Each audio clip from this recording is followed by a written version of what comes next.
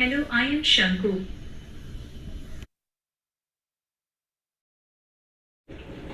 What is microcontroller? A microcontroller is a small computer on a single integrated circuit that is designed to perform specific tasks. It contains a processor, memory, and input-output peripherals, all on a single chip.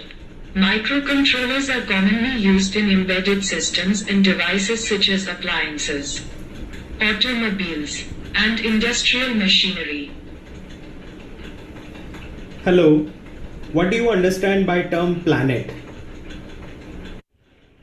A planet is a celestial body that orbits around a star, is spherical in shape, and has cleared its orbit of other objects.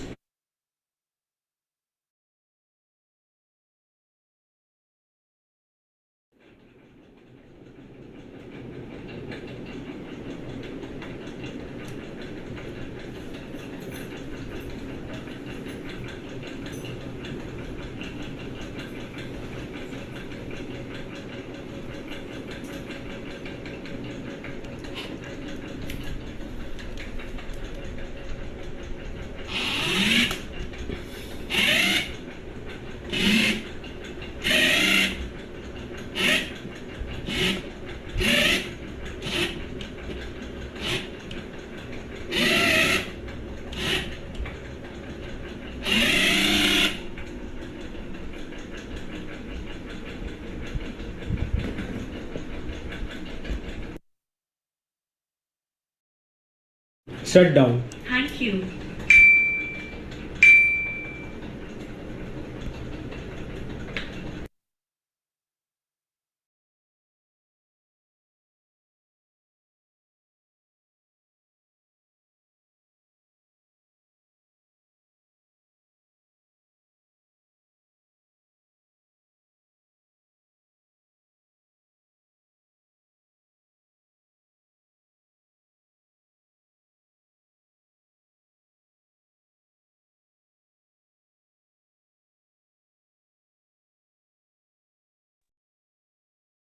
Very good evening, everyone.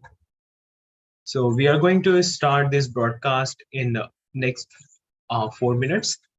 So please wait for a while.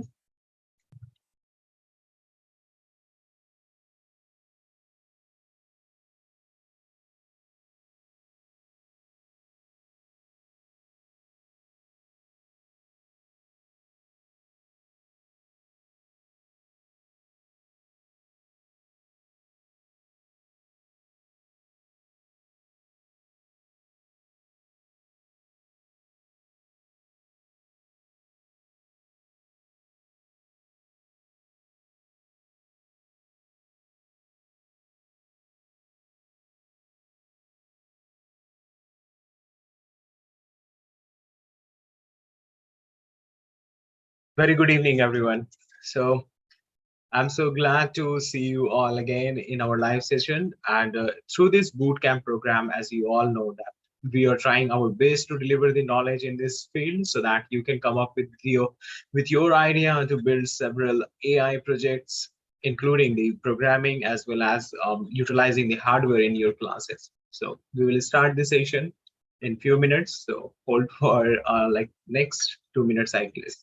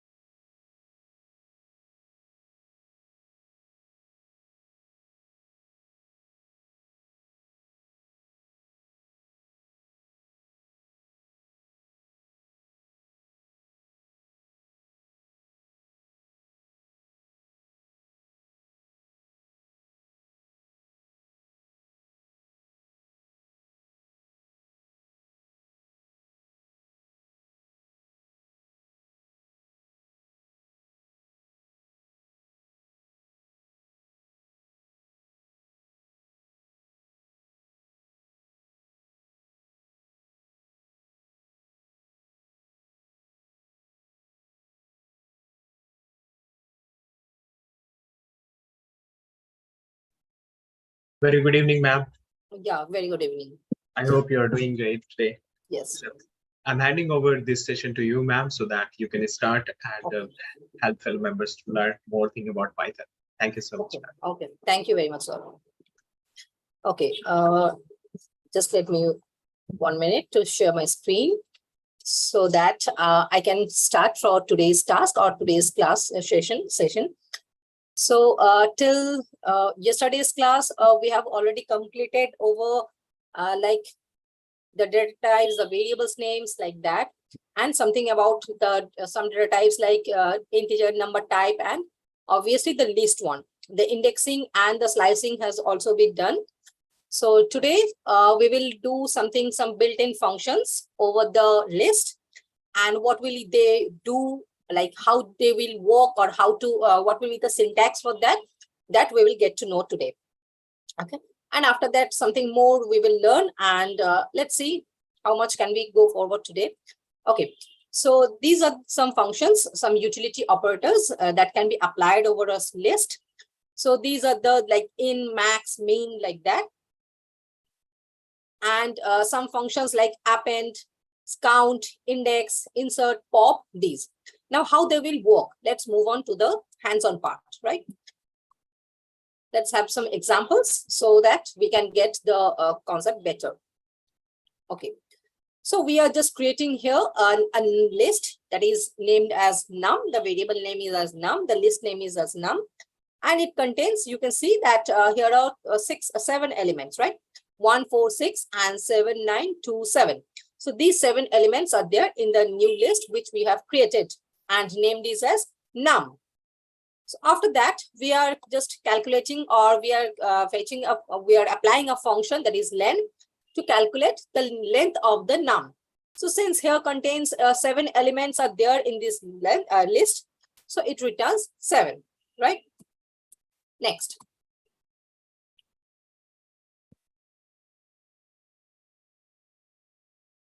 Okay. Now, after that, we are going to apply a minimum function. What will be the result of the minimum value if we want to search the minimum value over this particular list? What will be the answer? Obviously 1. So if we apply this minimum function over the list 1, I mean num, we need to write like min, and within braces, the name of the list should be passed as the parameter to this function, min function, and it will return 1. Let's just change the value. Okay, so just 10. And once again, execute it. And now calculate the min. So obviously, now the new list, among the elements from this list, the minimum element is 2. So it's returning 2 as minimum number. And what will be the maximum here? Obviously 10. Let's see. Yes, it's returning 10. So it's clear. Maximum minimum is very easy function. We can apply over a list and it will return the maximum element or the minimum element of a particular list of elements, right? Now, if we apply a plus operator, addition operator or plus operator, then it will be append to list, right? Or you can say that it will merge to list, right? And the second one will be merged after the first one, right? Not in between. So if we just execute it, you can see that 1, 2, 3, and after that 5, 4, 6, 5, 4, 7, right? So the plus operator is used to append or by the addition of the list, but not the numerical additions or the mathematical additions. It will just append or it will just merge to list, right? And if we want to, here you can see that we are merging to list, but we are not saving it in a particular, or we are not saving it in a variable like that. But if we want to save, you can do it like we have just created a variable name, that concat list, and that is equals to 1, 2, 3 and this one, and we are adding it, and the length of concat list, obviously the total length, that is 3 plus 3, that is a 6. So the length of the concat list, the new list, becomes 6. Okay, since it contains 6 numbers of elements.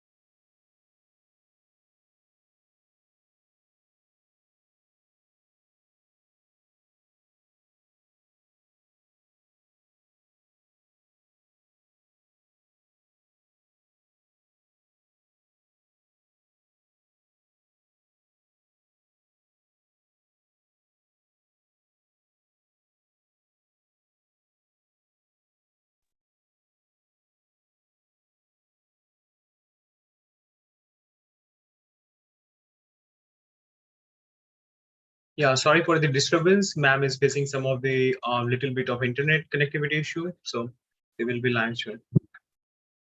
अब मुझे इतना समझ में आ गया।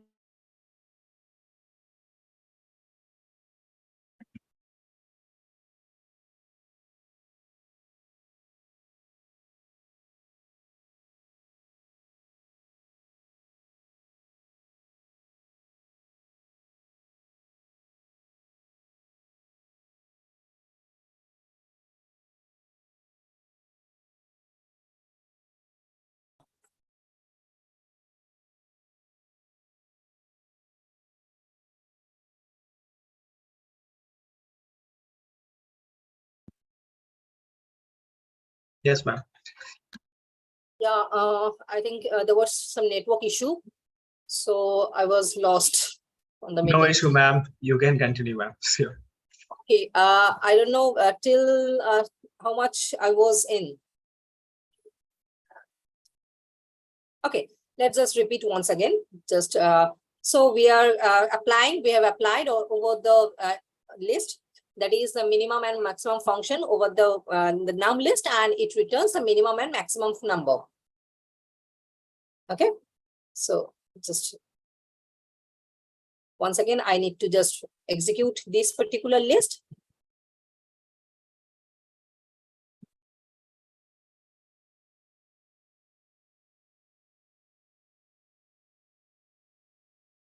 Just 1 minute.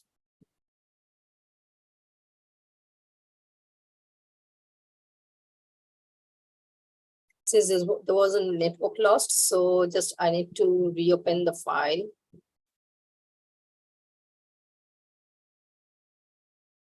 Yeah.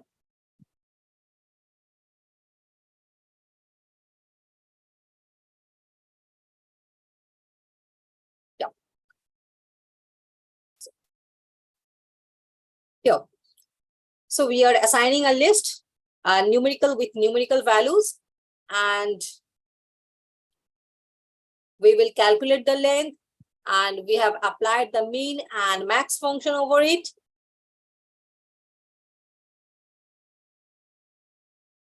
Okay, so these are the minimum values it returns, the mean function returns. There is a minimum value from these elements, or among these elements is 2, so it's returning 2, and the maximum element from among these elements are 10, so it's returning 10, right? Now we have to concat two lists, we can apply the plus operator over it.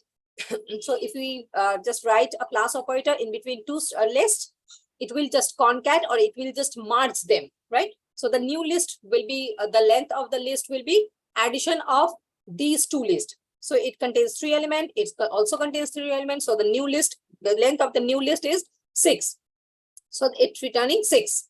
Okay, now we are assigning a list with string as elements.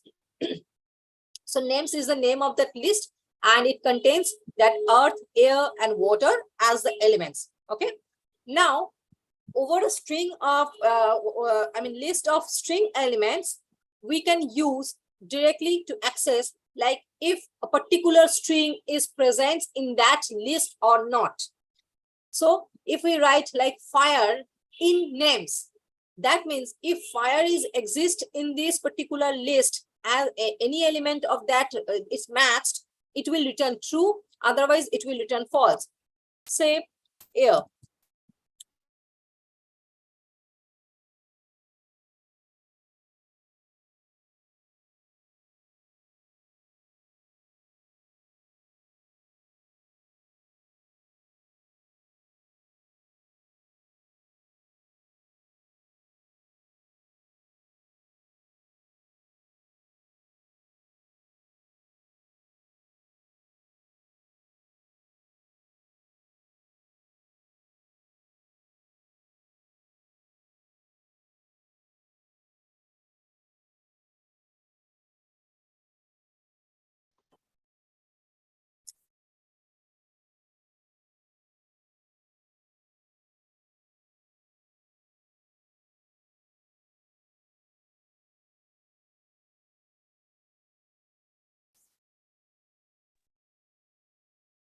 There is no issue, ma'am. You can come up with your great ideas. You don't have to worry about anything because we all are trying our best in this domain to help people learn the things, right?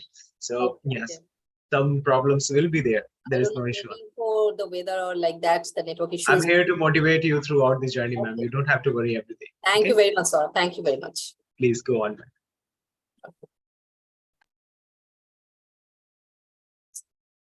Yeah. So here, once again, we are just executing the strings of elements as a list, the elements of a list, and named these as a names. Okay. So we have just executed it. And if we want to search for a particular element of particular string is present in that list or not, we just need to write the string name within a single quote and in names. That means in is the keyword and names is the names of the list. So it was fire, right? So fire is not present in the names list. So it returning false. Now we have changed it to air. Now see what will be happening. It's returning true. Since air is present in that list, so it's returning true, right? So now we have also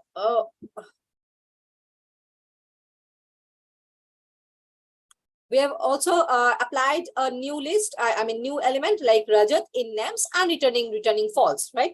Since Rajat is not present in the particular list which named as names, right? Next. Here we will learn about what will it return when we apply max or min over a string type list or string type elements list, right? So we have applied where we have initialized a new list with the elements. All the elements are here string, right? Now, if we apply max over that particular list of strings element, it will return the names of the, by ASCII code, it will return. Which ASCII code is a maximum of that alphabet? Obviously the Z. So it will return whose first letter is Z, this one. So it's returning this one. And minimum, for minimum function, it will return for the first letter is A. Obviously that's so lower, the minimum ASCII value is A. So it will return the A, the string which contains the first letter as A. Where is the A? This one, AZ, right? So it's returning AZ as the minimum over this particular string type list, right? And next. Now, if we write key equals to len, if we pass the parameter, if we have over the n list, len means the maximum will be calculated by length, not by the ASCII value, but by the length of the elements, right? Length means number of characters, right? So the maximum of these elements will be like this one. This contains 4 letters in a particular element. So it's returning this one. Okay, BZAA, this one.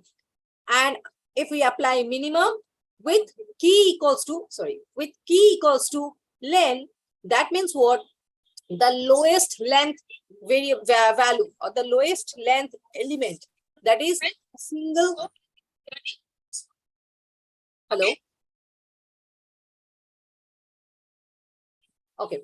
So the minimum, if we apply minimum with key equals to length, that means the lowest length element, that means only 1 letter, or if no 1 letter is there, 2 letters or something like that. Whichever is the minimum length word or minimum length word is present as element in a particular list, in this particular list, will be returned as minimum if we send key equals to len as parameter. And if we don't write anything, then that will be done over the ASCII value with respect to ASCII value, right? So if we write minimum with the key element, so you can see here is only 1 letter element is like Z, so it will return that particular value, right? So this is the maximum and minimum function of that is applied over the list for a numeric type valued list and the string type valued list, right? So we have learned that. Next.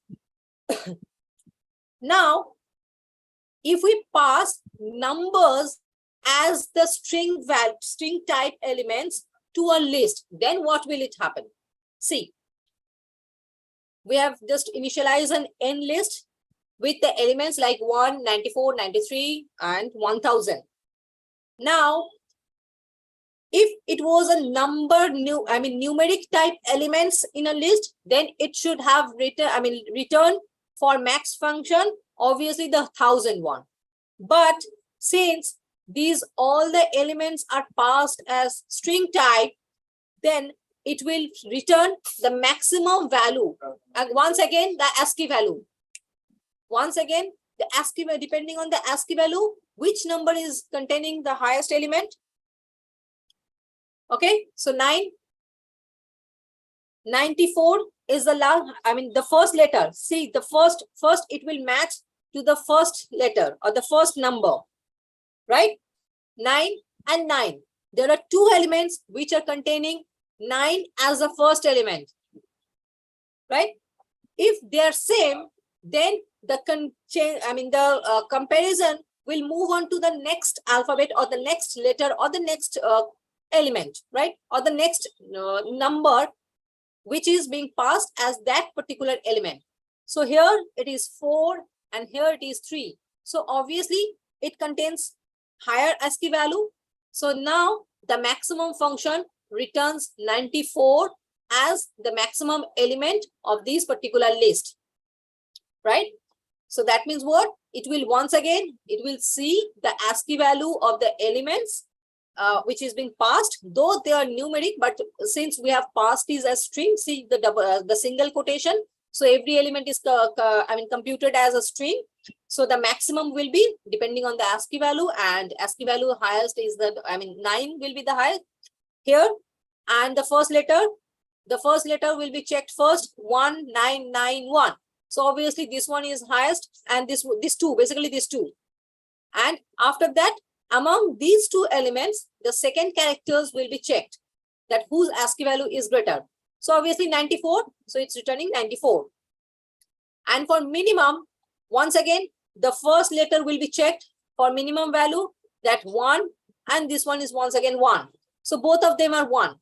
But it contains no element, no parts in the second positions, but it contains, next, there is a 0 like that. So obviously the minimum length will be this one, or the minimum value will be this one, right? Minimum ASCII value element. So it returning the min resulting like 1. Fine. Next. Now we are passing key equals to length as a parameter to that max function. Now what will it return?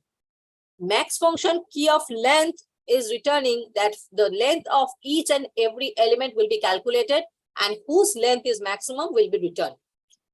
This one is 1, this one is 2, this one is 2, and this one is 4, right? So it will return once again 4. Now let's see what will be happen if there are two of same length is there. See, it's returning 1000. Why? Because it's searching for both of them will return 4, the length, but the first element it will return. Okay, got it? And for minimum, once again, length equals to key equals to length. That means depending on the length of the elements, obviously this 1 is the minimum length, so it will return 1, right? Next. I think it's clear. Next.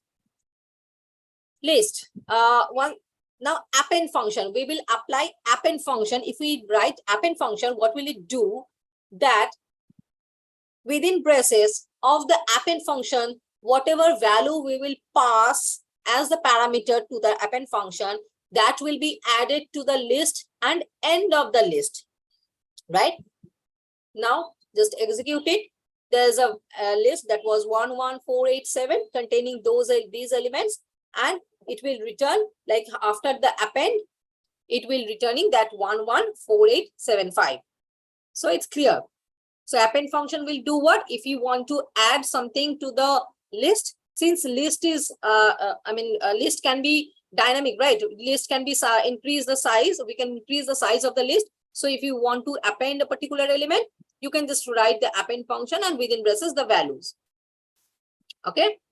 Next, list count. Now this count function will not count the number of elements of a list, but within the count function, whatever we will pass, that count function will calculate the number of times that particular values appears on that list. Now we are applying the count function like 1. See here in that particular list, 1 is there 2 times. So it's returning 2. Just change it as 4. Now see, it's returning 1 since there are only 4. Got it? So that count function, just keep it in mind that count function will not return the number of element, but whatever the value will be passed as an argument to the count function, it will return that what number of times it appears in that list or it residing in that particular list. Okay. Now, append function, within the append function, we can also pass another list, right? That will do what? Say here is a list like 5421. Okay. And we had a previous list, LST. What was the LST? Was this one. 114875 was the LST. And now we are appending this new list like 5428 to our previous list in this particular function like append, and we are passing the parameters list 1 as the parameter. So it will do what? Since append will do it as a particular element, it will append as a particular element. Say, so that that particular element will contain a list. Okay. It will not break, it will not be broken down into numbers, individual numbers, but that entire list will be a single element to that new list. I think it's clear. Next. Extend. Now, we can also, extend the list. We can also apply the extend function to list where this particular list will be broken down and individual element will be added as new elements, particular elements, but not as a whole list. This is the difference between the append and the extends. Extend function will do what? It will extend the old list, that was our old list till this. It will extend with the new listed elements. That means the elements of the new list, the parameters, the list name which is passed being as a parameter to the extend function will be added to our previous list, but not as a whole list. It will be broken down, the elements will be broken down, and it will be added to the previous list, right? And so now the total number of elements is 1, 2, 3, 4, 5, 6, 7. The entire list is 7, 8, 9, 10, and 11, right? So the length of the new list becomes 11. So this is the difference between the append function and the extend function over the list list data type. Okay. Next, index function. I think that was being asked in the previous class. Someone has asked that what can we do to fetch a particular index or the index of a particular value, right? Here is the answer. lst.index, if we apply index function with the value, it will return the first index it appears. Wherever the first time the value appears, it will return that. See, the 8, just execute it. So 8, 0, 1, 2, 3. So the index value of 8 is 3 and it's returning 3. Got it? Okay. Next. Okay, just change it to 2 and let's see what is happening here.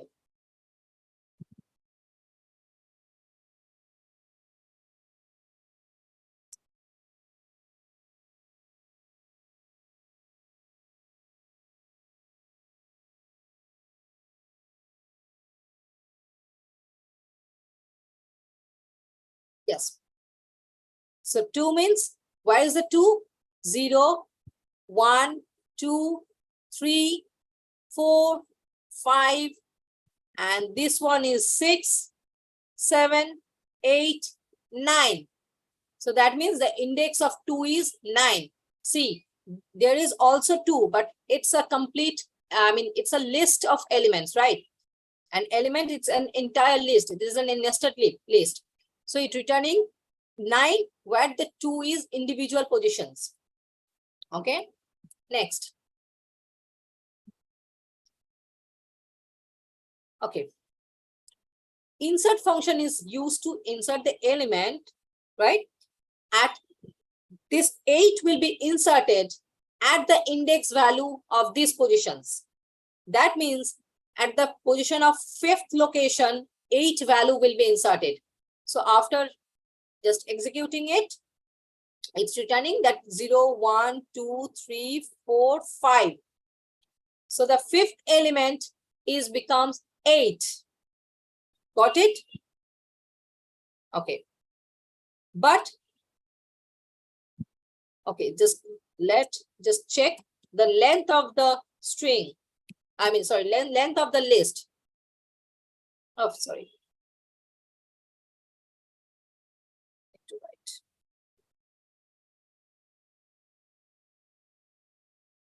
Yes. See, it becomes 14. Why 14? That means it will, at the 5th location, 8 will be inserted and all the other elements will be shifted to one right shift. Got it? So whatever the value, just change it to like, which element is not present here? Like, say 10. Okay. Now see, the size becomes 15, and at the position of 5th location, 10 is been inserted, and all the elements till previously was in the list is shifted one shift to the right side. Okay, it's not overlapping or overwriting that particular position, but it's appending at a particular location. Okay. Okay, and here also we can apply, since list is an heterogeneous type, so we can also add a particular character. Now, if we write that list of 5 equals to a particular number or particular character or particular value, then that will override that particular positions, but it will not append. Now see, the 10 was the value of 5th location, which is being overwritten by the new value, that is Python, which is given here, right? Next, so this is the difference. When you want to give a new value to a particular location, you can just give the location number as the, pass the location number or the index number to the list and initialize the new value, and it will be overwritten. But if you want to append some new value to a particular locations, we don't need to write any, loops or any algorithms or any programs like that, any functions. We just need to apply the insert functions over it, and we can, and the solution will be done, right? This is the difference between the Python and other language. Okay. Next, pop function. Pop function will pop out that particular, the last element. Basically, pop function, inside the pop function, if we don't pass any parameters over here, then it will pop out the last element, right? So the last element was 8, so it popped out that particular location.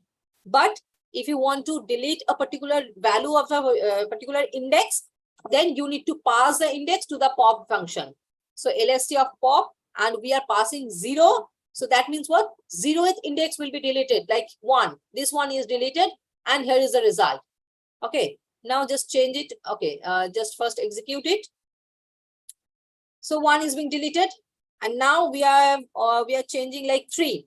So that means what? 0, 1, 2, 3. 7 should be deleted. Let's see. Here, 7 is being deleted, right? So if you want to delete a particular positions, just give that location number or the index number within the pop function as parameter, and it will delete that particular location. And that means what? It will, all the elements after that will be shifted left side, one left shift will be done. right? We can also use remove function, okay? Assign variable, we can also use remove function by specifying, remove that particular element. Element can be passed to a remove function that will remove the particular element. Now let's see what will it return if we write 8 to remove, since there are so many 8s. See, the first 8 wherever it appears is deleted, right? There were 1, 2, 3, 4, 8, 5, rather 5 8s. But here the first 8 was this one. So the first 8 is being deleted. Got it? So change it as 5. So this 5 should be deleted, right? Oh no, there is no 5. The element is for so next.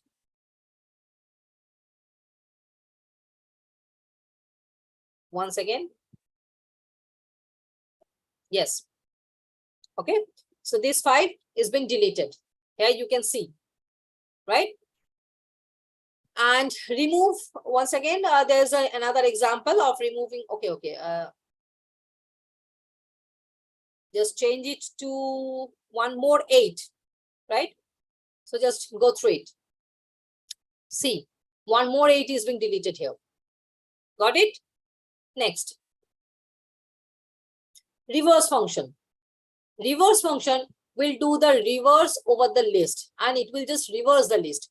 For reversing, we no need to write one more function like that, like consisting of loops and lots of coding or lots of statements. Just apply the reverse function. That is what idea of Python is. There are so many functions, and there are so many library functions in build, right? We just need to use it. So lst.reverse, that will just reverse the entire list, right? See, that was the list last, and that is the reverse list. Yeah, that was the last list. Last execution was there. Okay. So here is this one is the last list, and this is the reverse list. Obviously, you can see it's reversed, right? Okay. And for sorting also, we don't need to write any algorithms like that. It's just LST, we are just executing, or we are initializing a particular list of elements, and we just need to write that dot sort function. Generally, sort function, and within nothing is being given in the parameters, it will do the sorting in ascending order. Okay. So see, it's ascending order sorting is being done, and the list is the new list is become this. Okay.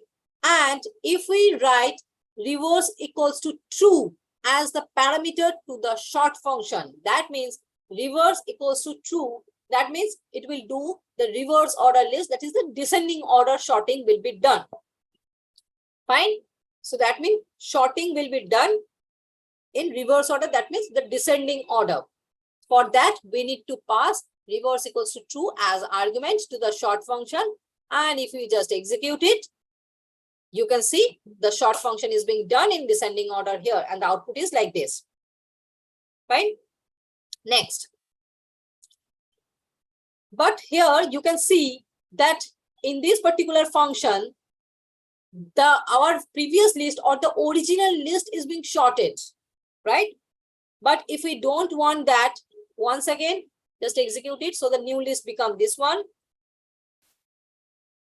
After that, we will sort the LST1, but we will store the new sorted list to another list. For that, we need to apply sorted function, right? Just execute it. So this is the new list which is being sorted by sorted function, and this is our old list or the original list which is still in unsorted order. This is the difference. When we need that, we need to apply the sort function, but we need to keep the original value or the original list as it is. Then we need to apply the sorted function, right?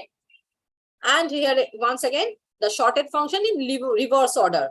So the parameters, the list name is being passed out on which the sorted function will be done, and reverse equals to true. That means the sorting will be done in descending order and it will be saved in list2 named variable. The new list will be created. Got it? Next. So I think you can remember that we have initialized a list of elements of string type variables or string type elements, right? So there, names was the name, right? So here, if we apply sort over that string type elements list, what will be done or what will it return? This was the list. Sorry. So this was the list, right? Now, if we apply sort, then it will sorted or the sorting will be done by the ASCII value, or you can say by the alphabetical order, right? For the first letter, it will check the first letter first. After that, if it is same, then it will move on to the second letter. If they are same, then it will move on to the third letter, like that. A dictionary type search, right? So that was the entire list. And after sorting, obviously A is the first letter, alphabetically it's first. So air, after that E, so earth is there. Then last W, so W is there. And in reverse order, if we do the reverse order sorting, then this one will be the answer. Simple, right? And once again, we are applying the sorted in reverse true, but we will store the new sorted list to a new list, right? So this is the code, same as the numeric list. So this is the same, okay? Now, there can also be done like sorting will be done depending on the length, but not in alphabetical order. If we want that depending on the length of the elements or depending on the length of the string of each element, the sorting will be done. Whose length is minimum will be the first element, whose length is maximum will be the last element, like that. So here is the code. Just execute it and see. Air is the first element. Obviously, only three elements or three characters are there. After that, earth and water, right? So then sorting is being done like that. Okay. Next. Okay. Here we can copy a list to another list. Then what will happen? That means if we have assigned a list like 2, 1, 4, 3, and we are copying that list name to another list. That means what? Now list B and list A both are pointing to that particular list or the memory where this particular list is being residing, right? So list B is this. Since list A was this, so list B is assigned to list A. That means the list B is also pointing to this particular list. That means the value of list B is returning like that. Okay. So after that, now we are popping one element from list A. Just go through it. We are popping one element from list A. So now the list A becomes this one. And we are appending a new element to the list A. So the new list becomes this one. And here, if you just print list B, see what is it.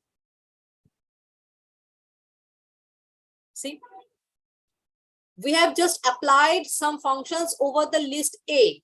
But since list B is also assigning to that particular list pointed to that particular list, both are returning same. Okay. Okay. Now, next is tuple. Tuple is another kind of data type which is immutable. List was mutable. We can change the value of a particular positions like that. But here in tuples, we can't change a value of a particular positions after initializing it, right? So tuples are similar to list, but only big difference is that elements inside the list can be changed, but in tuple cannot be changed, right? So just how to initialize a tuple, like within a single braces or the first braces or the first bracket, okay, the tuple can be initialized, or you can say that just tuple, you can apply the tuple function here. Just 1 minute. Yes.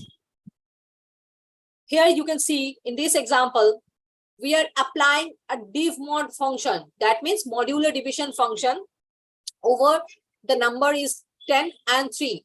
A modular division function can return what? 2 variables, right? One is quotient and one is remainder, right? So if we apply this particular function and we are assigning to a particular variable, that will be known as a tuple, and it will contain 2 elements. The number 1 is the quotient part and the number 2 is the remainder part. Okay. If you just write something, and one more thing is this. Yes. So the type of the tuple, type of the XYZ variable is a tuple, right? Got it? Why? Because since this divmod function is returning 2 values. So for 2 values, a particular element cannot point to 2 values, right? So that will become originally or automatically a tuple. Okay. A tuple can also be initialized by this, like within first braces, just the values, or comma, you can put a comma here and some values are more. Or you can initialize by using the tuple function, right? And here, this tuple function is an obviously empty tuple. Nothing is being sent here. So it's returning like empty tuple can also be possible, right? Next. And in a particular cell, if you just write 2 values with a comma at last, it will become a tuple. We just add 1 more values. See, it will become a tuple automatically if we put a comma at the end of the data. Okay. There is also one more process to apply or create a tuple. Right. See, now see, if we write 2 into 27 within braces 27, 2 into 27, what should it return? See, 54. Obviously, 27 is being multiplied by 2. Now, if we put a comma here, now what will happen? See, comma means if we put a comma, that means it's a tuple. So 27 as a tuple element into 2, that means 2 numbers of 27 will be put inside the tuple. The variables will be, the elements of that particular tuple will be 2 numbers of elements. Just change it to 3. See, 3 numbers of elements are there, right? Okay, these are some examples actually what can be done with the tuple, right? Now see here. If we pass a list to a tuple, 1, 2, 3 within the third braces, obviously it's a list, but we are type converting it to tuple, and the elements of the list will be the elements of the new tuple, right? And if we pass a string to a tuple function, that particular string will be broken down to each and every character, and each and every character will be a particular element of that new tuple. See, got it? Next. So this is the difference between a list and the tuple.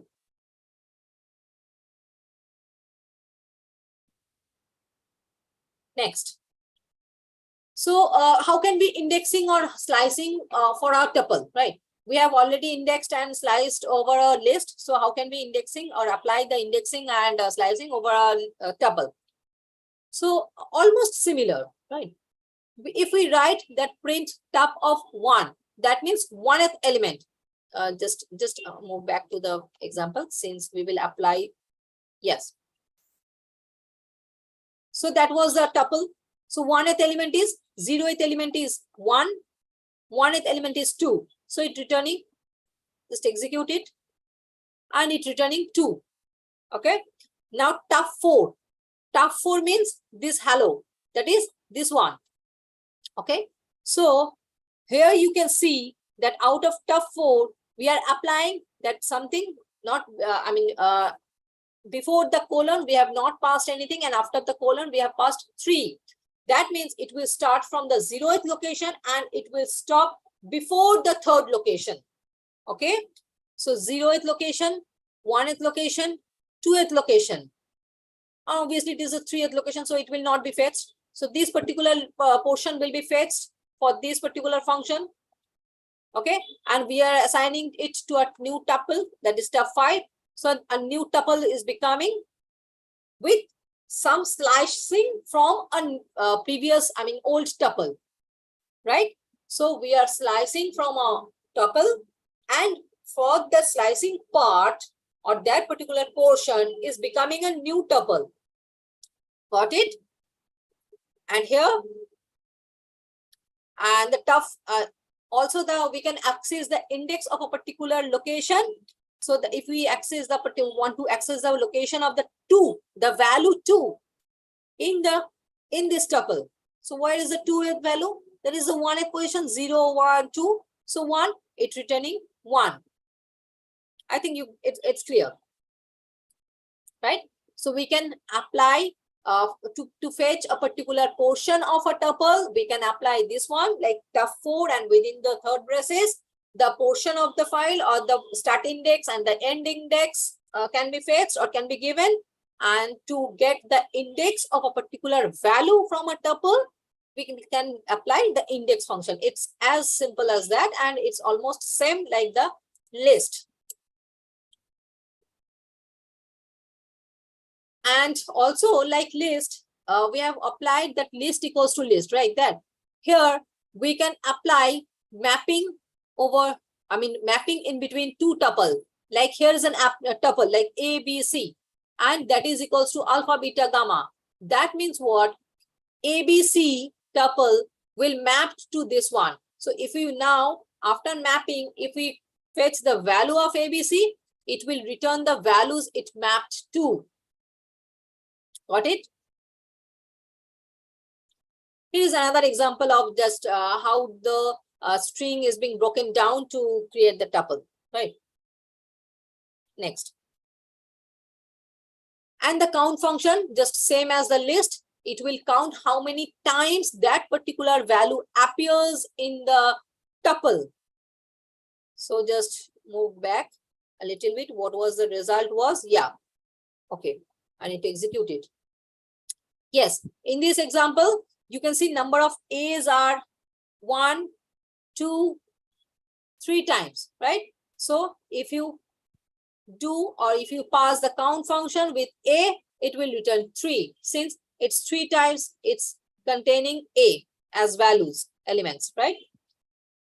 And if we write index of A, it will return the first index it appears in that particular tuple. It's almost, also same like the list.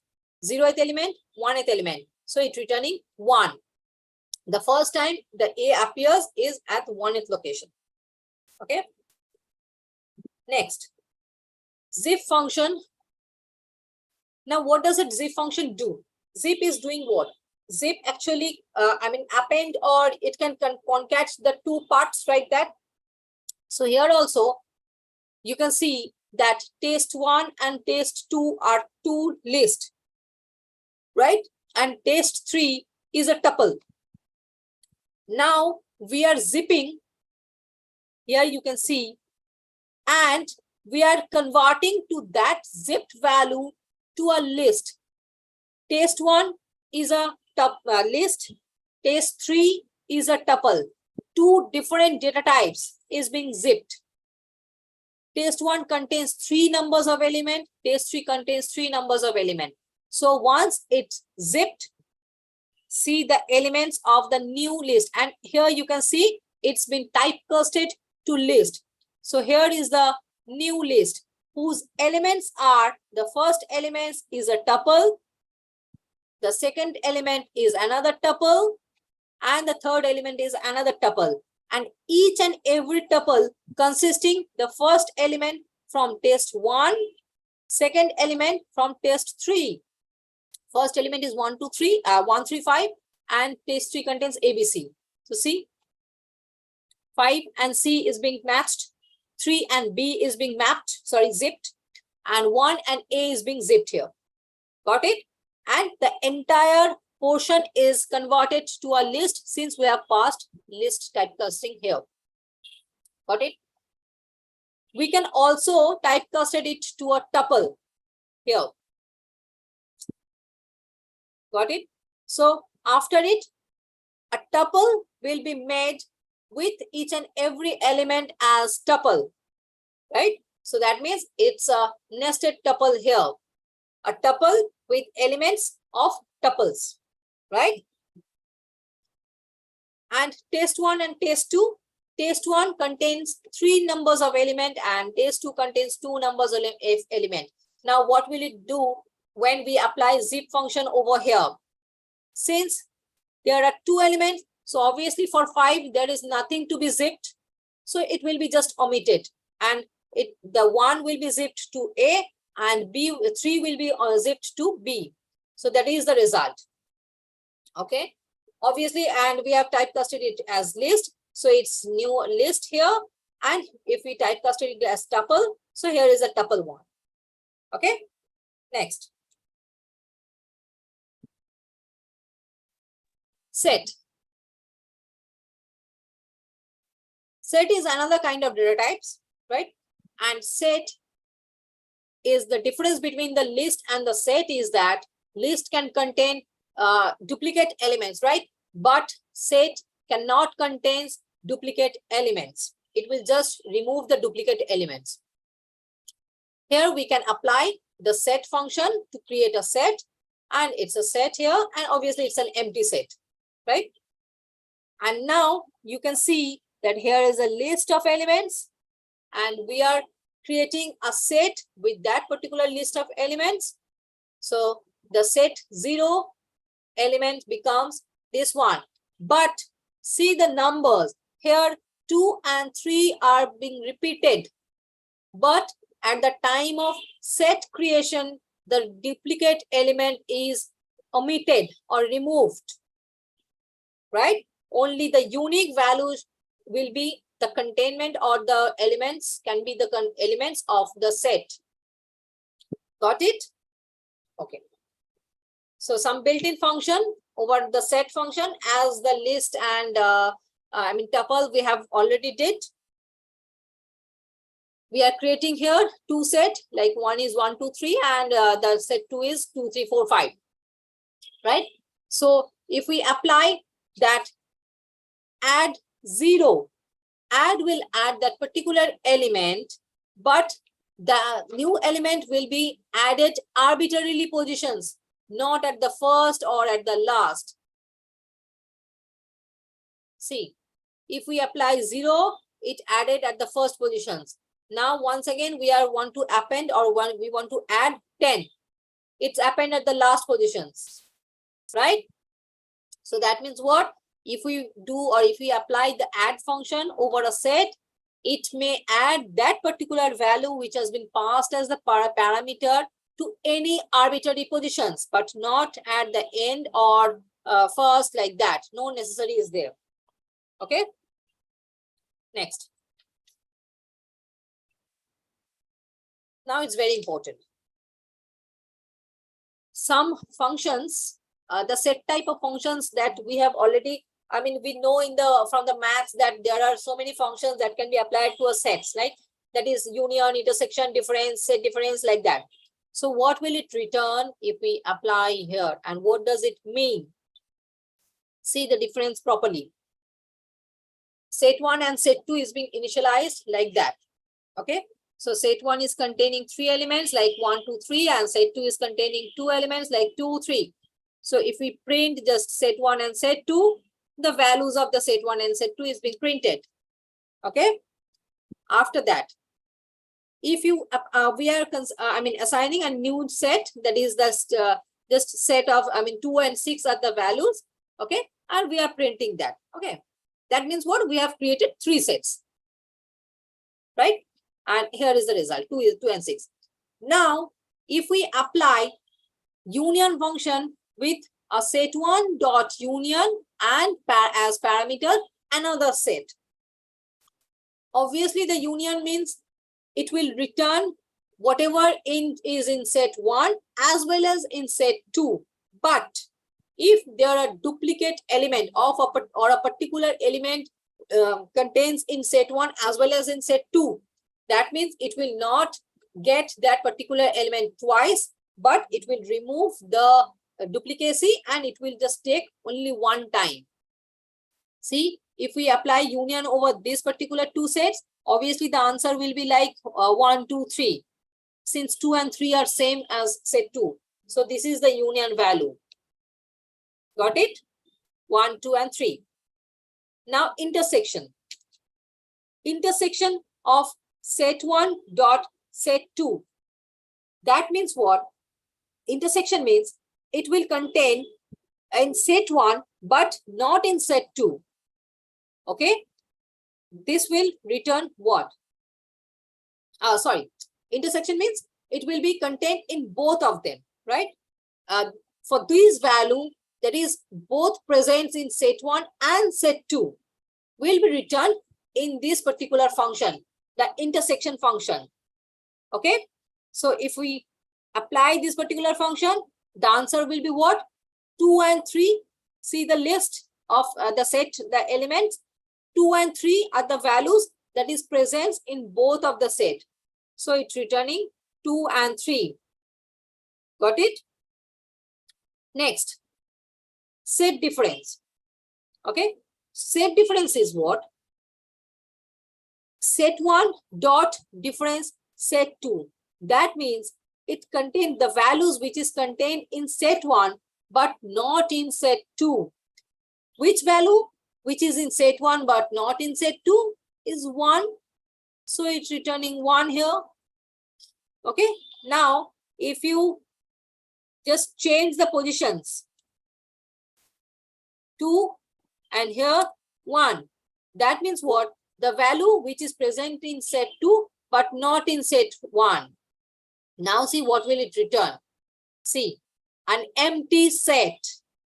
That means there is no element which is present in set 1 but not in set 2. The set difference becomes a null set or an empty set. Got it? So this is the difference of the positions of the set name, right? Next, set 1 dot symmetric difference. Symmetric difference means the value which is present in set 1 but not in set 2, as well as presence in set 2 but not in set 1. Okay, let me just change some value. No, I can do one thing. I can just put set 3 here. Now see what will it return. See, set 1, the value which, the unique value which contains in set 1 but not in set 3. This one is set 3 and this one is set 1. Which value? 1. 1 is the value that is present in set 1 but not in set 2, right? So it will take, take 1 as an element. And for the next one, it will see which particular value or values presents in set 3 but not in set 1. This one, okay, no, 1 and 3 is present in set 1 but not in set 3, right? 1 and 3, right? 2 is the common element. So 1 and 3 is unique in set 1. So it presents 1 and 3, and 6 is unique in set 3. That means symmetric difference will return the unique value of both the set, not that common value or not the difference, nothing else. It will return the unique value in both of the set. Okay. And is subset. Is subset means it will return that all the data in set 1, right? sorry, set 2. All the data in set 2 is present in set 1 or not. Then it will return true. Okay. Set 2 contains what? 2 and 3, right? Set 2. See, for each subset, the position is a little bit different. For the values of set 2, it will be checked if they are present in set 1 or not. So what is the value of set 2? That is 2 and 3. So these 2 and 3 are present in set 1. So it's returning true. Got it? So just change the positions. 2. And see what is written. False. Why false? Because the values of set 1 is 1, 2, 3. So all the values are not present in set 2 since 1 is missing. So it's returning false. Got it? Next. Is disjoint. Is disjoint means all the data of set 3 and set 2 are different. Then it will return true. Otherwise, it will return false. All the elements, each and every element should be unique in both of the set. So set 3, right? Set 3 and set 2. So we can do one thing. Since here 2 is similar, right? For set 3 and set 2, set 3 is this and set 2 is this. So 2 is similar. So it's returning false. Just do one thing. We will write here as 4. Now see the result. Now it's returning true. Why true?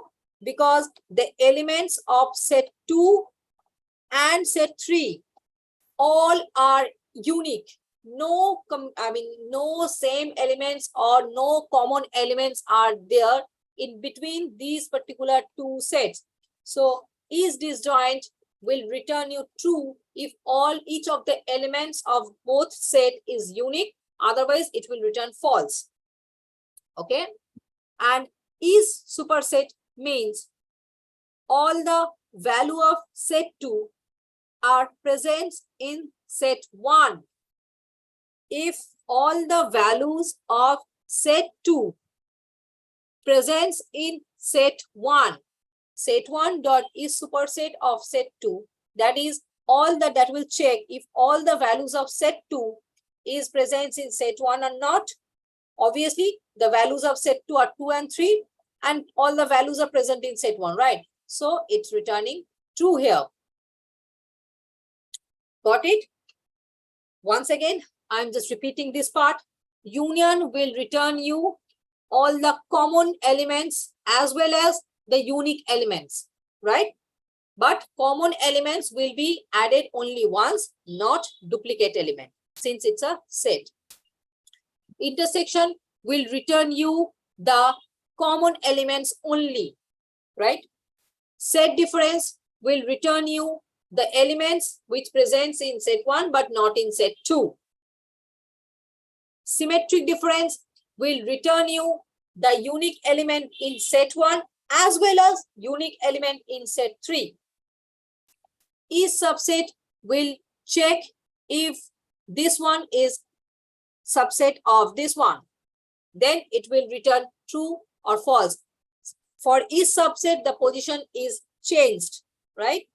This will be checked if this portion is subset of this portion or this set, right? Each disjoint will check if all the element, each and every element should be different in both of the set. Then it will be known as true or it will return true, otherwise it will return false. After that is superset means all the elements of this particular set is already contained in this particular set, then it will return true, otherwise it will return false. I think now it's clear.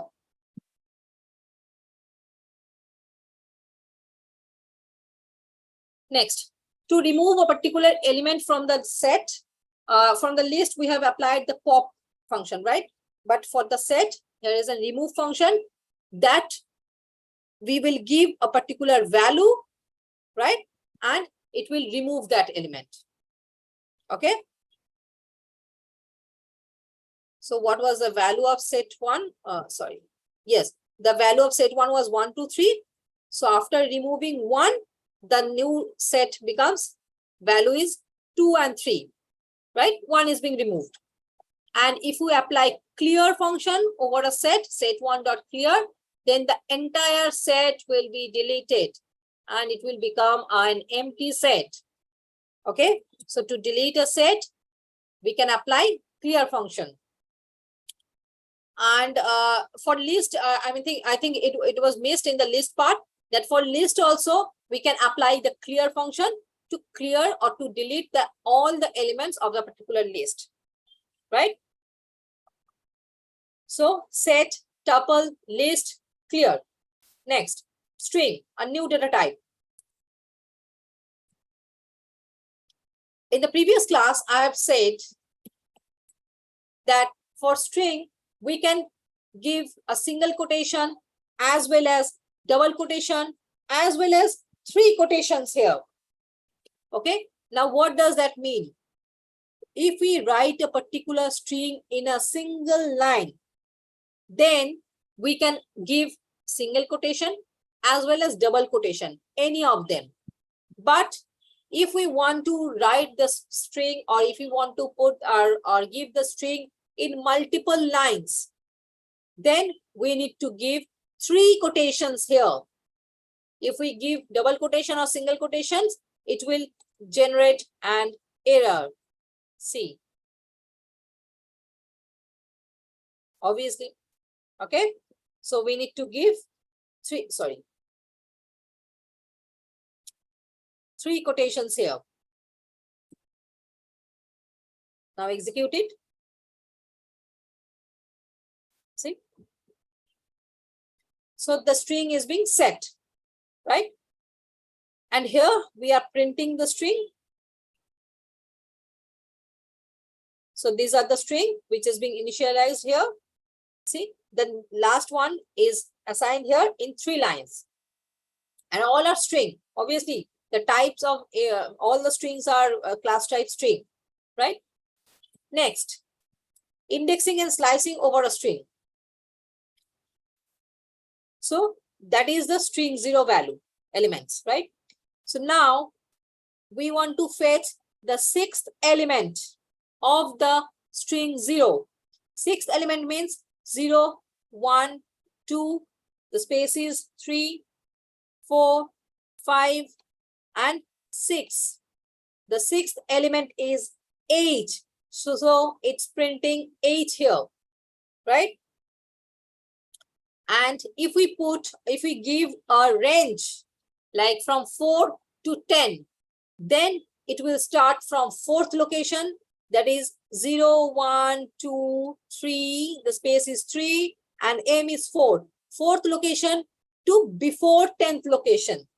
4, 5, 6, 7, 8, 9, 10. 10 is the ith element. So before that particular location, the part will be sliced, right? So if you give a range, that is the start index and the end index, then it can return that it will start from the starting index and it will return, or it will end still the just previously or just before the ending index, whatever is given here. Okay. Next, some built-in function which can be applied over the string, like like list and tuple. We can apply a find function. Find function will return if a particular part of a string is present in that string or not. So what was our string? Taj Mahal is beautiful, right? So if we apply find AL, AL is a part of string, right? It's not a particular character or like that, a substring.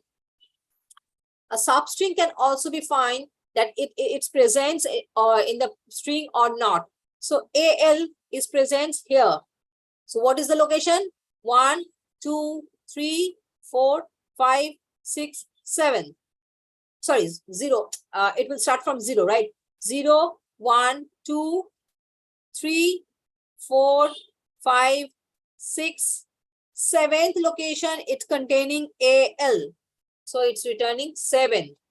But if we give any substring which is not present in the list, it will return -1. Don't be confused with it. If the particular string is present, then it will return the index value. But if it is not present in that list, it will return -1. -1 is not at all an index from that or reverse order like that. No, it will return this -1 if it is not found in that string. Okay. And if you want to fetch an element of the string, just put the index number in between the third braces by the string name, and it will return the value. Got it? And see, if you write 7 to 12, then what will it return? See, it will start from the 7 until before the 12th. It cut and it prints. Okay, so the starting index and ending index can be there.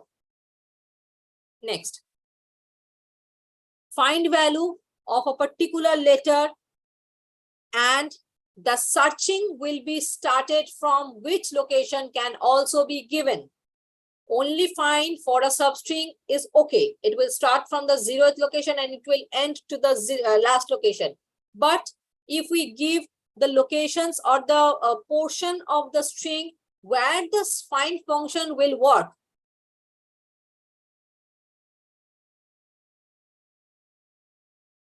okay, I think someone has questioned that what is the difference between short and shorted.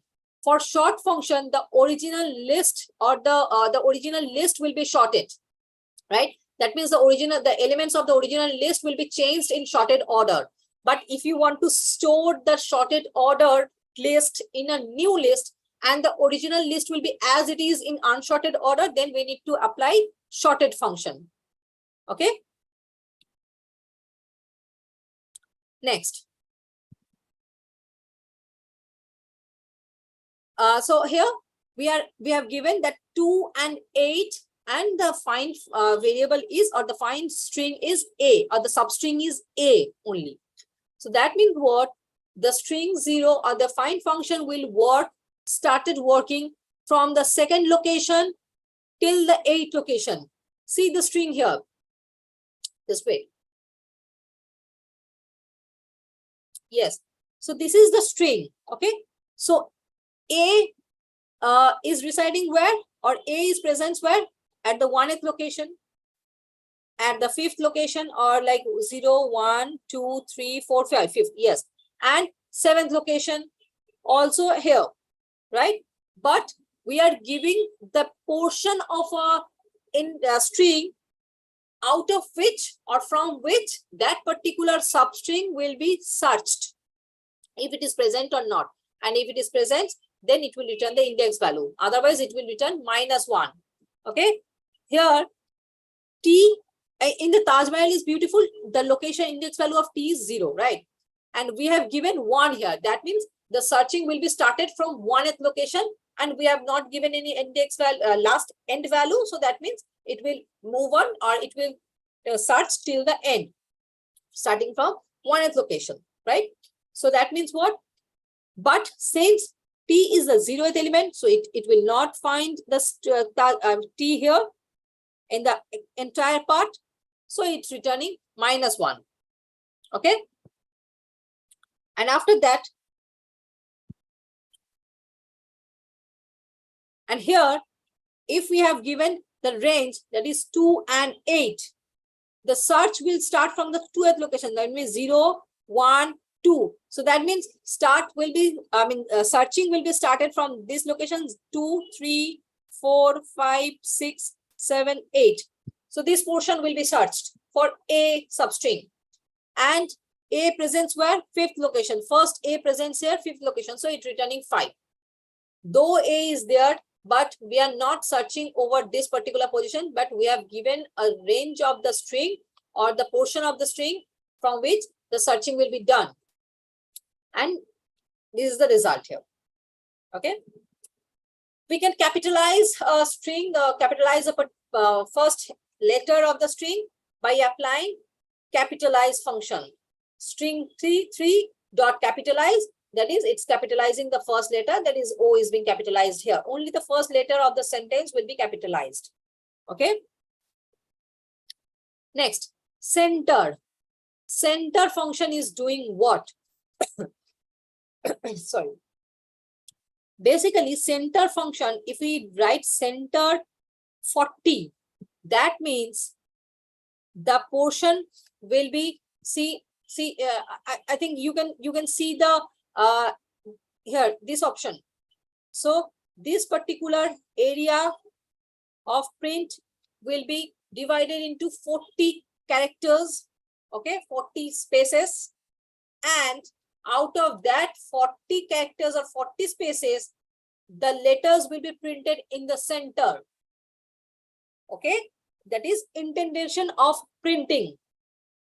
Okay, so the printing area will be size of 40, and out of that 40 size, center, at the center position, Taj Mahal is beautiful will be printed. So you can see the answer here, right? And if we write that center and the size is being given with a particular substring or a particular character or a symbol here, then that blank portion will be padded by that particular symbol which we have been passed as the parameters to the center function, and the size is 70, right?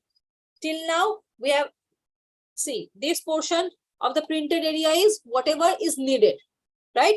But here we are assigning, or we are specifying the printed area value, right, into a 70 characters or 40 space, and then out of that 40 or out of that 70, the letters or the string will be printed in the center positions, and that particular symbol, if it is passed as a parameter to the center function, it will be padded to both sides. Okay. Next, zfill is another function that can be applied for padding to a string, but it will padded only the left side, and the string will be right aligned. Okay. So Taj Mahal, the 50 size of space will be allocated, and the Taj Mahal is beautiful. The string is right aligned, and the left portion is padded by 0. That is, zfill means zero filling. Okay. Next.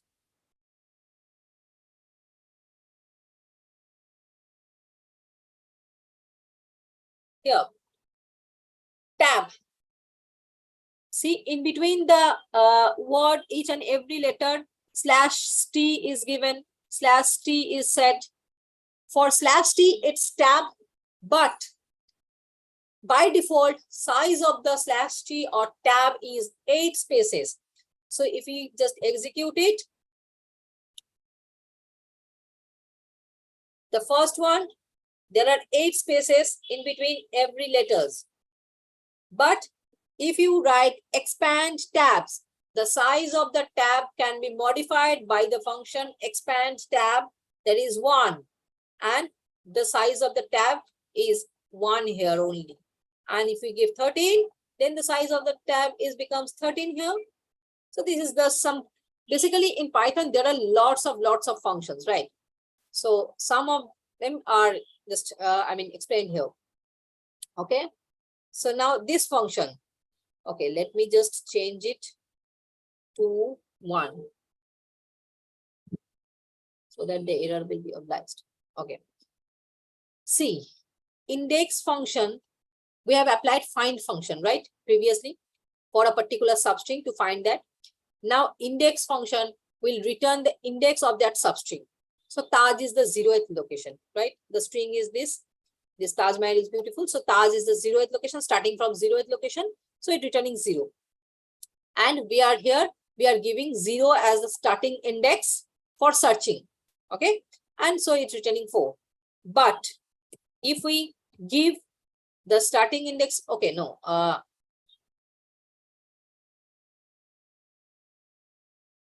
starting index is 8, then what will it return? See, it's returning a value error that the substring is not found. Why? Because it starts searching from the 8th location, 0, 1, 2, 3, 4, 5, 6, 7, 8. Whereas find function return -1 if it is not present, but index function will give you an error. Okay, so this is the difference between the index function and the find function. Okay, so if you give a 0 here, now it will work properly. Okay, got it? Next. And we can also check like ends with function, like the string 0 is ends with L. Yes, the last letter is L here. So if it is E, if we write E here, it returns false because it's not ends with E, right? And also we can check for a particular substring is ends with that particular alphabet or not, that particular letter or not. So here, L means starting location is 0, but ends location is not given. So the entire depends on the, it will check for the entire string. If it is ends with L, it will return true, otherwise it will return false. So Taj Mahal is beautiful, so the last letter is L, it's returning true. And for ends with of 0 to 5, from 0th location 0, 1, 2, 3, 4, 5. That means M 0, 1, 2, 3, 4, 5. Yes. 0, 1, 2, 3, 4, 5. Yes. Okay. So it's returning false. Why? Because the search is starting from 0, but it ends to just before the location here given. If you give 6 here, now see the change. It returning true. Since the location of A is 5, 5. So when we are giving 5, the search will stops at 4th location. So it returning false. But if you change it to 6, that means the search will stops. The search will happen till the 5th location. So the value is true here. Got it? Next. So a particular string, substring can also be checked if it is ends with like that. Okay. And count function can also be applied over a string, that how many times that particular alphabet or that particular letter is in that string. So here in this particular string, A is 4 times, 1, 2, 3, 4. So it's returning 4. But if you give a particular range, if you slice the string and checks how many times the A is in that slicing part, it will return that numbers of times. Okay, next. And lowers and upper, sorry. Lower and upper function can also be applied, but it will translate it to lower and it will translate to the uppercase like that. Okay, it's very easy. Okay, next, replace. Replace will do what? Replace will do a particular portion or the particular substring with replaced by a new substring. So Taj is being replaced by Kolkata here, right? Okay, next. The next one is dictionary. Dictionary is a very important kind of, a data type or a set, or you can say a database, because since a dictionary is basically a couple, or it's a combination of two parts. One is key, another one is value, right? It's a value pair. Okay, it's a dictionary part, like key, one is key, another one is value. That means there will be a 0, 1, 2 like key value, and which key is pointing to what value is assigned here. It will be residing as a pair. Okay. So see the difference. Here, a dictionary can be assigned by this second braces. An empty dictionary is here. So there is, and also can be assigned by dict function. Dict function can also be applied for a dictionary. Okay. Next. Okay. Here you can see that we are assigning D0. D0 is a dictionary which has been created here. And within the single quotation, we are passing 1. That means this is the key value. And for a dictionary, the key portion is immutable. It cannot be changed. The value, sorry, the value can be changed, but the key value cannot be changed. So the key for key value, we can assign a tuple like that, which is immutable. The immutable data types can be used as the key of a dictionary. Okay.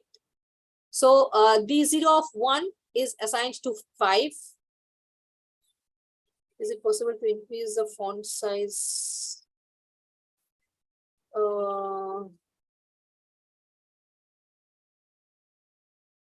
Okay. Okay.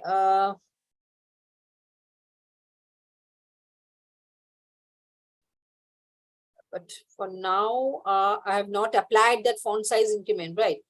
So I think it can be done. Let's see.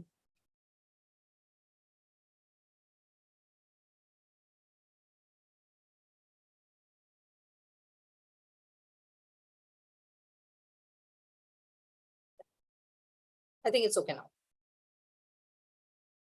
Okay, fine.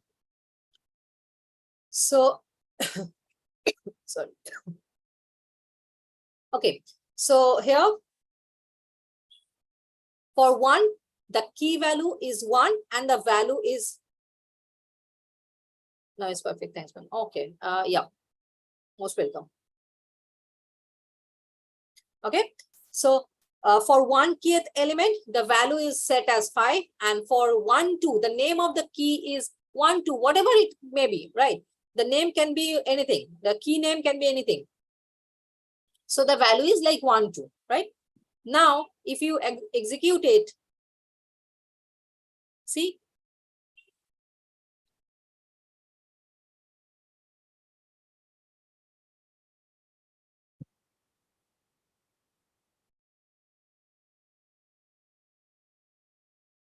the answer or the execution part is not cannot be, I mean, sizes cannot be increased. I don't know, it can be visible or not. Maybe just try to visual see. Okay, so for 1 key, the answer is 5. See the, I mean, structure of this dictionary. The key values are written within quotes, after that a colon and the value, then put a comma, then after that the second key value, then the value, like that. Okay, next. Here, if you want to print the value of a particular key element, you need to write this, like D0 is the dictionary and 1 is the key. So what is the value of 1th key value? Obviously it's 5. We have assigned here, so it's returning 5 here. Okay, next. Here, name equals to 1, 2, 3, 4, 5. These are the, I mean, a list is there, right? A string list is there. Another list is there. A numeric list is there, like 1, 2, 3, 4, 5. Okay, and one more list is there, G, like G, 3, 5, 6, 8, 9, whatever the value is. Okay, now we are zipping them and we are creating a dictionary here. What will be done?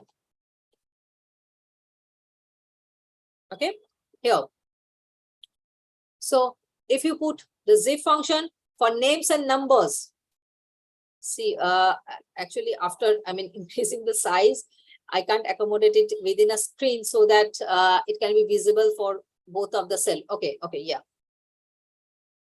So 1, 2, 3, 4, 5. So when we are zipping the names and numbers, that means 1 will be the key and this one will be the value, right? And the type, what will be the type? That is a zipped object. First, we have created a zipped object, right? And the zipped object becomes, see, each and everything becomes a tuple. If we apply only zip, already we have applied that the tuple function series, right? Now we will apply the zip function to create a dictionary. See, we are creating a dictionary with this particular value. Okay. And now here we are applying the zip function of names and G. Okay. So what was the values of names and G? 1, 2, 3, 4, 5 and 3, 5, 6, 8, 9, 3 like that. So after zipping that,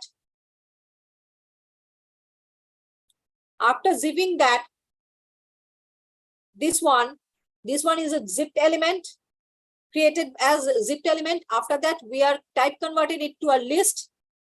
Okay, here is the listed element, and that particular list is converted to a dictionary here. Okay, so first we are zipping to list, and then the zipped element or the zipped object is converted to a list once again, and that list is converted to a typecasted to dictionary here by applying dict function, list function, and so on. So here is the dictionary which is being created. 1 was the 1, 2, 3, 4, 5 was the names portion value, names list, and G list was the 3, 5, 6, 8, 9 like that. So the values are assigned from the G list 3, 5, 6, 8, 9, and the key version was like 1, 2, 3, 4, 5. The string portion is assigned as key value. Okay. So this is the dictionary. So it may be, you can say like a number, index value and its corresponding value, a key value and its corresponding value. So dictionary is a pair, right? In a database, we can use a dictionary. How can we use it in the database part, right? So that is the task, or that is the function of dictionary. Now, clear can also be applied to delete the entire dictionary here. So A1 was the dictionary which was being created here. Yes, this one. And now this part, we have just cleared it. So it becomes an empty, right? And if we want to access only the values of a particular dictionary, see, the values are 1, 2, 3, 4, 5. It's fetching only the valued position or the valued portion of that dictionary. And if you want to see the keys, A1.keys, it will give you the key value. So you can see that the keys are shown as a list, as well as the values are shown as a list. So that means we can conclude that a dictionary can be a combined or a zipped of two lists, right? Where each and every, one portion from the one list with the another list will be zipped, and it will be in key value pair, And if you write A1.items, so it will return all the items with the keys and the values. Okay. Next. And from the dictionary, if you write A1.pop5, we are passing our index or the key value here, right? There was a key value here. You can see the values of the dictionary. So there was 5 of 5. So if you pop 5, that will remove the entire part, the value and the key part of 5. Okay. So 1, 2, 3, 4, the 5 is being popped. Got it? So, and here we are putting the value. So that means what? The value is being stored in that particular variable, which is being popped. Okay. Whose index or the rather key value is being passed in the pop function. That particular value is being stored here. Next.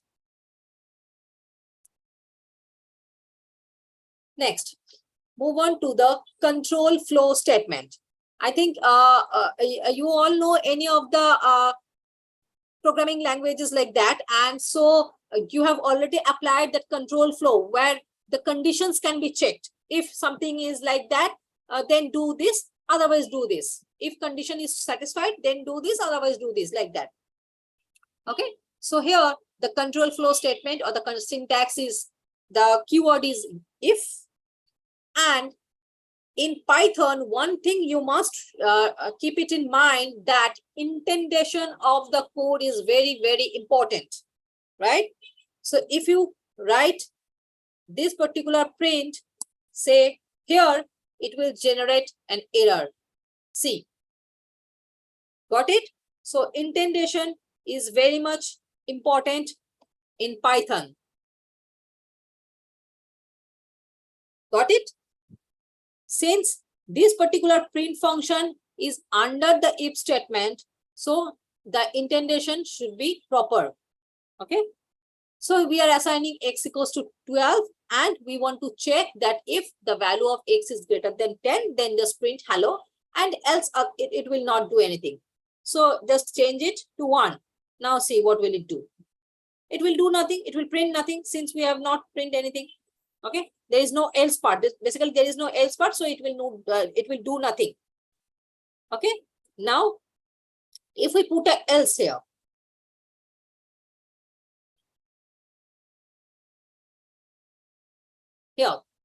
if we put a else here, then what will it do? It will check. Okay, just change the value as 1. So it will be checked, like if the value of x is greater than 10. See the indentation of if and else at the same positions, right? And within this, the print value or the print line should be indentation a little bit right side. Got it? So the value of x is 1, so that is not greater than 10. So else part is being satisfied, and it's printing world here. Got it? Next, else if there is a nested if, okay, or else if, rather else if, not nested if, else if x equals to 10 and y equals to 12. Now we are checking that if x is greater than y, else if x is less than y, or else if both are equal. If x is greater than y, then print x greater than y, else print x less than y, otherwise print x equals to y. So if we put both of them 10, then see what will it happen. So it printing correctly. The check is being proper. X is not greater than y, x is not less than y. So it move on to the last else part, and it's printing like x equals to y. Okay, just change the value like 14. So it's x is less than y, right? So the else if part is being fetched or is being satisfied. So x is less than y is being printed here. Next. Next is math statement or math syntax or math keyword. Whoever know the programming language like C or something, anything, there is a switch case like this, right? Switch case. Remember switch case. Now, what was the switch case is? In else if we need to check each and every time, or we need to give a condition, right? But for a particular variable's value, or for a value of a particular variable, for a particular portion of code will be fetched, right? Depending on the value, a particular portion of the code will be fetched. Otherwise, the all the other part will not be fetched or will not be executed. So for that, we need to do what? We have to apply the match, like just switch. The syntax or the keyword is here, match x. The value of the x is given as 4. So match x. So case 1, no, the value of the x is 4. Case 2, no. Case 3, no. So the default case is written as like case underscore. Okay. So this x is something else is being printed here since no value is being matched. Now change the value to 2. The value of x is being changed to 2. So now it's matched with the case 2. The case 2 is being accessed or executed, and it's printed as x equals to 2. So see here, no break is needed in the switch case like C or C++ like that. Other programming languages, right? No break is needed here. Next. One more example is there, like it will take some input from the user and it will check that particular value. Say A, B, C, D. First, we are applying that we are giving A, B, C, D. And that particular string will be checked. No, see here, no syntax, no data type it is needed. Is it string? Is it number or nothing else? Okay, so X, whatever we have given a string, that ABCD is checked here, and it's checked with the case hello, no, world, no. So value, yes, whatever the value is, so it will printed that value. Okay, now once again execute it, and we will give hello here, hello. So it should matched with it, and yes, it's matched, and this line is printed. Got it? So this is all about the match keyword, or the switch case, or the match function, right? Next is loop. Now what is loop? Though I think those who have known any of the programming languages, you know, but still a little bit revision is that if a particular portion of a code is to be executed repeatedly more than one times, then we don't need to write that portion of code again and again, but we can give a number of times, how many times it should be executed within a loop. Okay, conditions can be there, and this conditions can be given, so that that particular times of that particular times that portion of the code will be executed. Okay, so here the syntax is for, or the keyword is for. So for I is the loop variable in, that means it's satisfying range 5. Okay, so that means I till 0 to, or and it starts from 0, nothing is given, so it starts from 0. Okay, range 5, that means it will till 5, it will be move on, or it will be rotating, or it will be looped, or it will be executing. Okay, so this print I, so the loop variable is being printed like 0 1 2 3 4 5 times, right? Next, if you want to give the starting value, the ending value, you can write, sorry, just delete that portion. Yes, just see now. 1 2 3 4 5 6 7 8 9 10. Why from starting from 1? Why not 0? Why? Because we have given the starting value here, and we have given the ending value here. Okay, now if we put another variable, or sorry, another value, or the third value, that is the step value. See, it's showing that start, stop, step. That means what? It will start from 1, it will go till just the earlier 10, that is the one less than 10, and the step will be 3, that is 1 4 and 7, obviously, right? Next, a list is there. We are assigning a list, which list is containing another list. This is a nested list, right? So to print each and every element of that list, rather each and every element of the nested list as well as all, what shall we do? Okay, for first, for this example, we will print the element wise, the element of list of the list. That means the list wise it will be printed. So the list E1 is the you can do one thing, just do it one I rather. Okay, yes. Okay, so I in list of the list, that means I is 0 1 2, right? Since there are 3 elements in the list of the list, 1 element, 2 element, 3 element. So element wise it will print. Okay, so I see the element wise it's print. But if you want to print all the elements till it be nested or not, then you need to write a nested loop, right? How? See, list of the list is this, and one list, list one, okay, all list is confusing here.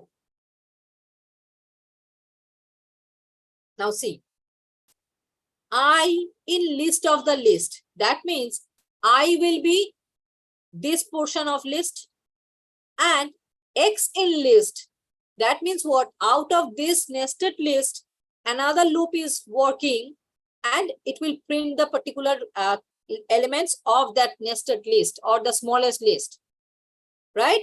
So I in list of list, that means I will be this one, this one, sorry, this one, and this one, right? So I will be 0, 1, 2. The value of I will be 0, 1, 2. And for X in I, that means X will be 0, 1, 2 of I. So what will be the value? 1, 2, 3. So 1, 2, 3 is printed. After that, nested loop. So X, the value of X will be 4, 5, 6. So 4, 5, 6 is been printed. Got it? Is it clear now? You can print the nested list as well as the element-wise list, right? Next, while loop. One more kind of loop is while. For and while, just a little bit difference is that for while, we need to assign the value first. We need to give the condition, just a syntactically difference, right? So we need to give the condition inside the with the while statement, and obviously indentation is very much important. So these two lines will be fetched within while. There is no braces, end braces, start braces, do, done, nothing. Only indentation will work here. Okay, only this portion, this blank portion will work here. Okay, okay, just a minute. Okay, so remember, in this particular, in Python language, no do, done, or no body part of the while is to be identified by any kind of keyword, new keyword, or like that. Only indentation will work well. Okay, so here we are assigning I equals to 1, so I is less than 3, yes. So it will move on to the inside part, and it will print like I into 2, like 1 into 2. Right? And I plus plus like that. Okay, next. And print by. So if you change the value like 4, 15, what will it do? See, it will not enter inside the while loop, and it will just print this line. Okay, next. Break. What is the function of break? Break means what? Break will stop that particular loop at that position if a particular condition is satisfied, and it will move go back to the previous loop wherever it is, right? For this particular cell of code here, for I in range 100, right? We are assigning I, that is 0 to 100 will be there.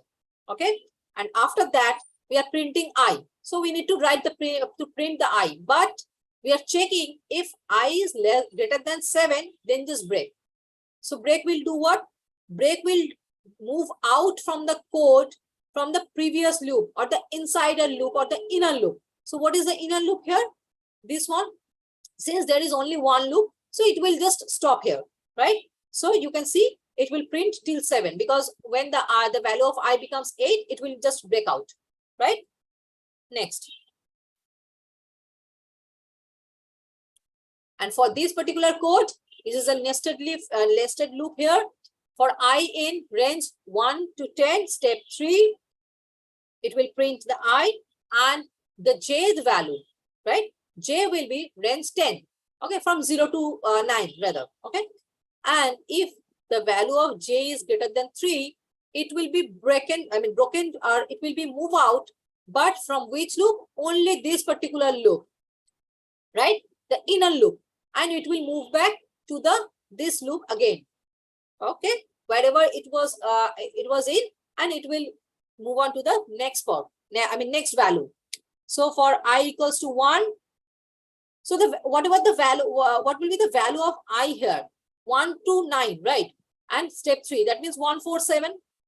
1, step 3, 4, step 3, 7, right? So for one value of I, for value I equals to 1, print I is being printed here.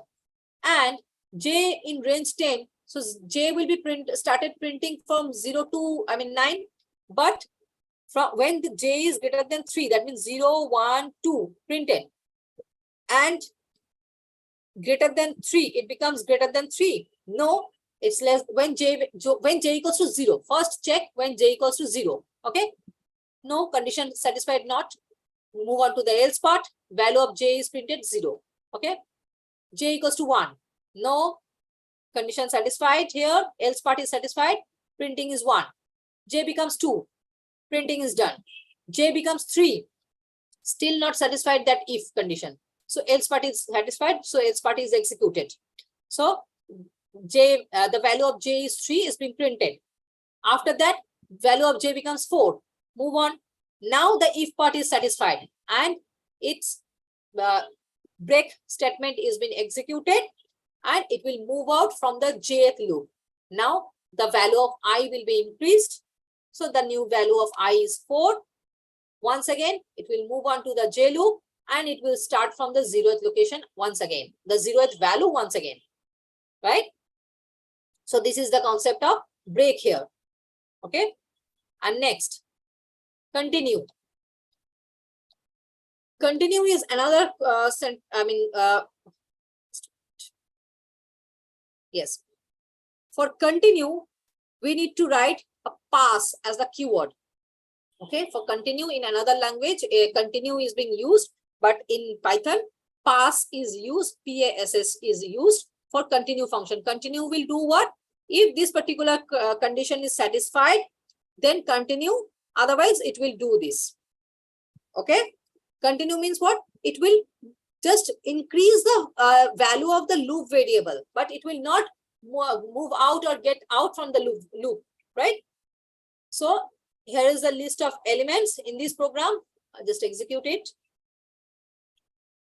Here is the list of elements, that is numbers, and even sum is a variable which is assigned as 0. And now we are looping, like each and every number will be taken and each number will be checked, divided by 0. Modular division is being there.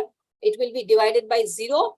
And if it is yes, the remainder is not equals to 0, that means it's odd, then it will do nothing. It will move on to the loop and just increase the value of num variable, right? Otherwise, it will do this portion. Okay. So like if else, right? If this one, nothing, else this part. Okay. It's just like that. Okay. So this is the concept of continue statement or the pass statement. Okay. Got it? So I think it's clear. So that was today's content to be covered. So is there any questions?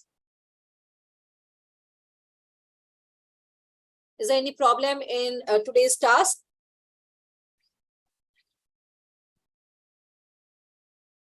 So you can do what? Okay. I think the previous day's questions has been solved. And if anyone having any question, you can just write the question in the WhatsApp group, or here you can in the chat box, you can write the questions or you can ask. For another 2 minutes, I will wait for the questions, right?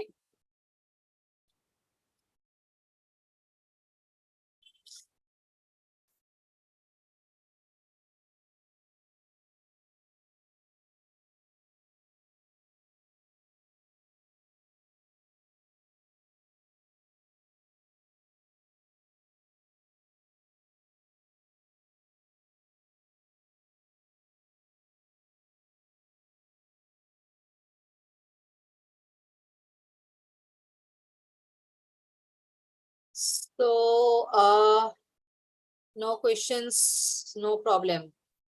So Saurabh, can we stop the session here? I think no one is having problem. I will do one thing. I will just share this link of this part, this collab notebook in the WhatsApp group, from where you can just open it and you can download it in your collaboratory, or like that you can access it, or you can go through it, you can run it, right? You can execute it, is this part. Okay, I will give the link in the WhatsApp group. That will be good enough, I think. Okay. So no questions till now. So I'm just stop sharing. Okay. Okay, thank you. Thank you very much. And I'm just stopping the session here. Yeah, thank you so much, ma'am, for your time. Okay, thank you, sir. Good night. Good night. Yeah, good night, ma'am.